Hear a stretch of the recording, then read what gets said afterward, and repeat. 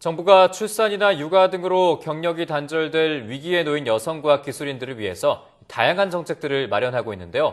과학기술을 기반으로 한 창업을 비롯해서 다양한 분야에 적극적으로 진출할 수 있도록 지원을 강화해 나갈 계획이라고 밝혔습니다. 네, 그래서 오늘 사이언스 앤 피플에서는 한국여성과학기술인지원센터의 이혜숙 소장과 함께 자세한 내용 알아보겠습니다. 안녕하세요. 안녕하세요. 네, 작년에 우리나라 여성 과학기술인의 현황을 파악하기 위한 조사가 진행이 됐었는데요. 결과가 어땠습니까?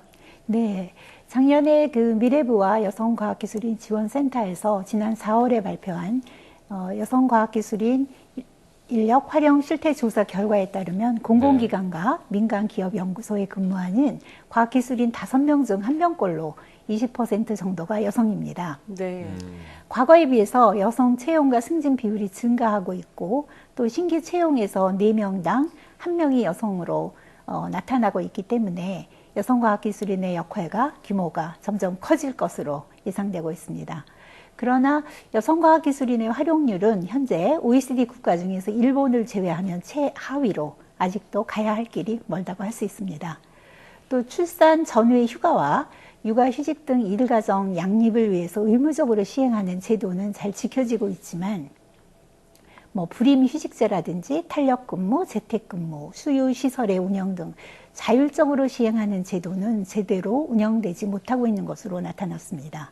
네, 말씀하신 대로 이제 여성과학기술 연구 인력이 갈수록 늘어나고 확대되고 있는데 아직까지 우리나라는 그 제도와 뒷받침이 조금 부족한 실태입니다. 예를 들어서 경력 단절이라든지 임신을 통한 이런 여러 가지 문제점들이 있는데 이런 여성과학기술인들을 위해서는 지금까지 어떤 지원을 하고 계십니까?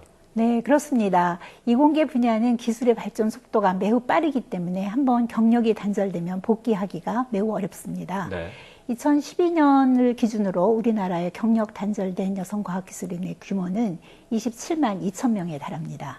저희 센터에서는 2011년 경력 단절 여성의 현황과 복귀를 위한 정책 연구를 실시해서 이들이 어떤 형태의 일자리를 원하고 어떤 지원이 필요한지를 조사했습니다. 그래서 2012년부터 정부의 지원을 받아서 여성과학기술인들을 연구개발, 경력복귀 지원 사업을 추진해왔고 2014년 현재 100명의 경력 단절된 여성들이 기업, 대학, 연구소 등에서 활발하게 연구를 수행하고 계십니다. 이들은 복귀 10개월 만에 벌써 논문 발표와 특허 출원 등 굉장히 획기적인 연구 성과를 보여주고 있습니다.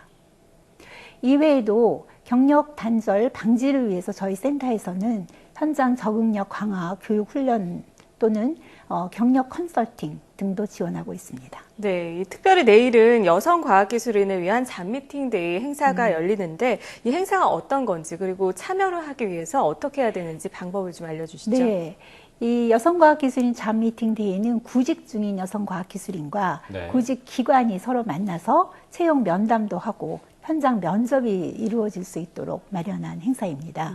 구인 기관과 구직자 모두 윗셋 홈페이지를 통해서 무료로 참가 신청을 하실 수 있습니다. 네, 이 밖에도 잡 미팅데이 행사처럼 여성과학기술인을 위한 취업이나 일자리를 연계해서 했던 행사가 있다면 어떤 것이 있는지 소개를 해주시죠. 네, 대표적으로는 대중들에게 다양한 방법으로 과학기술을 지식을 전달하는 사이언스 커뮤니케이터 양성 과정을 운영하고 있고요. 지식 재산권이 굉장히 중요해지고 있기 때문에 저희가 특허 관련 분야에 진출할 수 있도록 IP R&D 교육 과정도 운영하고 있습니다. 또한 요즘에 연구 윤리 강사 양성 교육이까지 최신 트렌드에 맞는 다양한 전문 교육을 통해서 여성 과학기술인들이 경력 개발과 재취업을 돕고 있습니다. 수료생들은 저희 센터가 운영 중인 이공계 여성 전문 채용 정보 사이트와 취업 추천 프로그램을 통해서 취업 기회를 갖게 됩니다. 그리고 또 저희 센터에서는 좀 전에 말씀하셨듯이 창업 교육과 창업 캠프 그리고 글로벌 창업 컨설팅 등 여성 특유의 감성과 특성을 살린 스타트업 창업 프로그램도 지원하고 있습니다. 네. 이번에는 이 과학기술과 관련된 다양한 업종이 협력을 하는 과학기술인 협동조합에 대해서 이야기를 좀 나눠볼까 하는데요. 이 여성 과학기술인 협동조합도 운영이 되고 있다고 하는데 특히 창업과 관련해서 어떤 좋은 사례들이 많이 나오고 있다고요? 네, 그렇습니다.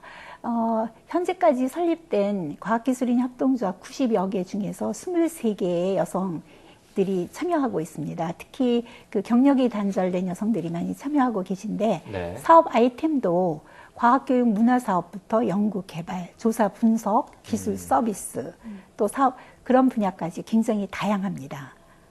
예를 들면 수과학 교육 놀이 협동조합은 윌셋에서 사이언스 커뮤니티 교육을 받은 수료생들이 의기투합하여 만든 조합입니다. 네. 방과 후의 교육 프로그램과 과학 실험 키트를 전문적으로 개발해서 운영하고 있습니다. 아이를 키우는 엄마의 입장에서 아이들 눈높이에 맞춘 교육 프로그램들이 호응을 얻어서 현재 5개 도서관에서 수업을 개설하는 등 사업을 점차 확대해 나가고 있습니다. 또 조합원 전원이 석박사 학위자로 구성된 한국창의여성연구협동조합이 있는데요. 이거는 예일대 의대, 삼성전자, 하이니스 반도체 출신 연구원들이 결혼과 육아로 경력이 단절된 후에 사회에 복귀한 협동조합을 만들어 다시 사회에 복귀한 협동조합입니다. 네네. 이 조합은 주로 정부의 그 정책 연구 과제와 연구 개발 사업들을 하고 있는데요. 굉장히 좋은 성과들을 내고 있습니다.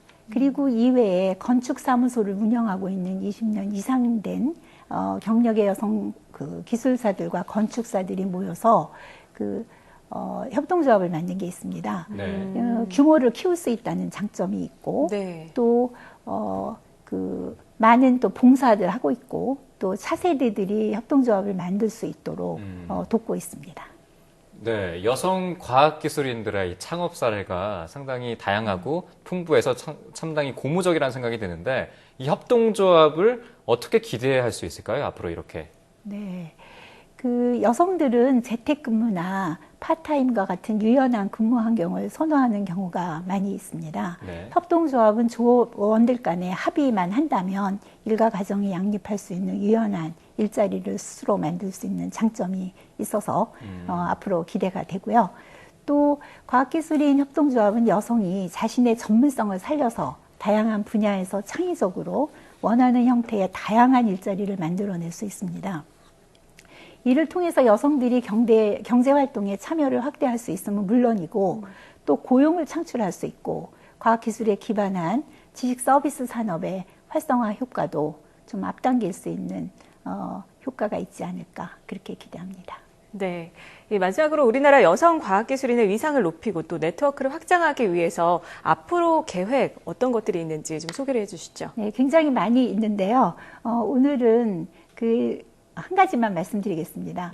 네, 실태 조사 결과에서도 보셨듯이 여성 과학기술인의 역할과 규모는 점점 확대될 것입니다. 네. 그렇지만 그에 맞는 여건과 제도 개선이 뒤따라야 할 것이라고 생각하고요. 이것은 과학기술계의 그 생태계 전반에 양성이 함께 할 때 혁신이 일어날 수 있다 하는 인식을 필요로 한다고 생각합니다. 그래서 내년에 아시아 태평양 젠더 서밋이 서울에서 개최됩니다. 연구 개발에서부터 제품 생산에 이르기까지 성차와 젠더 요소를 반영할 것을 과학기술계와 세계가 촉구하고 있습니다. 내년에 젠더 서밋을 계기로 한국 여성 과학기술인의 네트워크가 확장되고 과학기술계에서 여성의 위상이 높아지고 인프라를 개선하는 계기가 되기를 기대하고 있고요. 이를 통해서 과학기술인들이 인류를 위한 과학기술 진보에 적극 참여하고 더 큰 기여를 할 수 있기를 기대해 봅니다. 네, 앞으로 여성 과학기술 이런 인력들이 앞으로 여러 가지 일들을 잘 감당해낼 수 있도록 적절한 지원과 뒷받침이 필요할 것 같다는 생각이 듭니다. 지금까지 한국여성과학기술인 지원센터의 이혜석 소장과 함께 이야기 나눠봤습니다. 오늘 말씀 고맙습니다. 감사합니다.